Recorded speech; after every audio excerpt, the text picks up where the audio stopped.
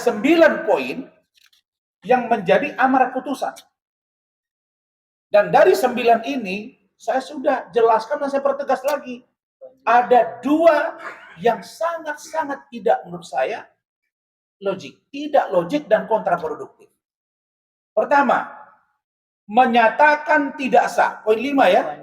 Menyatakan tidak sah segala keputusan atau penetapan yang dikeluarkan lebih lanjut oleh termohon yang berkenaan dengan penetapan tersangka atas diri pemohon oleh termohon. Apa urusannya? Hakim Eman Sulaiman sudah mengunci putusan berikutnya. Kak Elsa yang sudah beracara 40 tahun, saya 2015 sudah lanjut sampai sekarang, sudah hampir 9 tahun juga, bahkan hampir 10 tahun. Menurut saya, putusan ini sangat tidak logik. Bagaimana mungkin putusan yang sudah dibuat hari ini mengikat bagi yang berikutnya? Yang saya tahu, final and binding, iya. Apa logika hukumnya? Saya buka.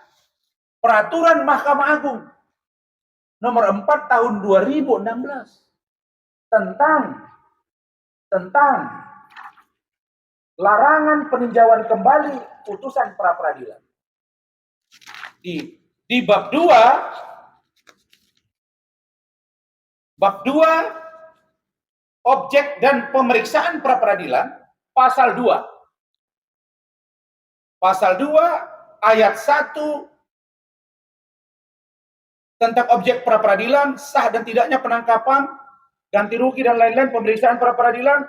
Ayat 3, putusan pra peradilan yang mengabulkan permohonan tentang tidak sahnya penetapan tersangka tidak menggugurkan kewenangan penyidik untuk menetapkan yang bersangkutan sebagai tersangka lagi setelah memenuhi paling sedikit 2 alat bukti yang baru dan sah dan berbeda dengan alat bukti yang sebelumnya. Maka putusan Hakim Eman Sulaiman ini kontraproduktif dengan ini kan Kak? Karena masih bisa dibuat sprindik baru dengan barang bukti yang baru. Nah, bagaimana pendapat hukum berikutnya itu nanti disampaikan oleh Bu Elsa. Yang paling penting menurut saya adalah saya menghimbau, saya berharap agar Polda Jawa Barat, apakah itu melalui tim kuasa hukumnya, karena saya dengar akan ada tim hukum yang nanti juga akan diramu, akan dijelaskan oleh Bu Elsa, bahwa kita harus menguji poin atau PowerPoint yang diajukan atau yang disampaikan dalam pertimbangan oleh Hakim Tunggal, yaitu tentang DPO, itu kan, daftar pencarian orang. Kalau bahasa Inggrisnya wanted. Dan DPO ini jelas menurut aturan hukum yang kita pahami, menurut SOP, menurut Perkaba, menurut Perkap, Perpol, diatur DPO adalah tersangka. Belum pernah saya dengar seorang DPO tidak tersangka. Yang saya tahu DPO tersangka. Tapi Hakim Eman Sulaiman mengatakan DPO dipanggil dulu 3 kali. Pakai surat. 1, 2, 3. Tidak, baru tangkap. Sejak kapan DPO dipanggil dulu? Kalau besok Harun Masiku yang sejak tahun 2021 DPO, besok ketemu di sini, kasih surat dulu, saya pastikan 1000 kali dia akan lari. Ini logika yang terbalik. Jadi hakim bukan segala-galanya, Bapak. Hakim juga bisa kita duga punya muatan. Hari ini Indonesia, negara Republik Indonesia ini sudah sulit kita mempercayai kulluhum ajma'in. Seluruhnya. Tidak. Pengacara ada yang ditangkap, ada yang masuk penjara, ada obstruction of justice, ada penyuapan, ya kan Kak? Polisi juga ada, jaksa juga ada, hakim juga ada. Jadi saya, ya kan Kak? Jadi saya tidak serta-merta mempercayai bahwa hakim ini adalah orang yang paling jujur. Tidak juga, karena bercermin dari potret hukum hari ini. Tetapi karena ini kewenangan dari hakim, monggo. Tapi tolong Pak Hakim, jangan melampaui kewenangan. Karena itulah kita akan mengambil sikap melaporkan ke Komisi Yudisial dan Badan Pengawas Mahkamah Agung. Berikutnya, kita mendorong masyarakat biasa. Apa tadi? Contoh dari Bitkum Polda Jabar.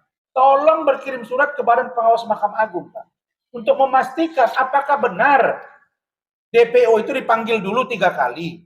Apakah benar diperiksa dulu sebagai calon tersangka atau tidak. Itu yang setahu saya yang keadaan normal. Terus dia bilang, OTT, ada bunyinya begitu Kak ya, kecuali OTT atau operasi tangkap tangan. Operasi tangkap tangan dilakukan oleh KPK misalnya, tetap yang bersangkutan itu adalah saksi dulu. Tidak pernah OTT langsung tersangka. Banyak orang yang ditangkap bersama dengan bupati wali kota, lalu sebagian dibebaskan. 1 kali 24 jam yang diperlakukan begitu kan gitu Kak. Saksi dulu baru tersangka. Tidak pernah orang DPO itu orang tangkap tangan itu langsung tersangka, tidak pernah. Kan gitu Kak ya. Itu jelas diperiksa dulu, didalami dulu. Nah, ini seolah-olah operasi tangkap tangan itu bisa dilakukan. Saya sudah lihat berkali-kali KPK OTT itu saksi dulu, barulah besoknya ditetapkan sebagai tersangka.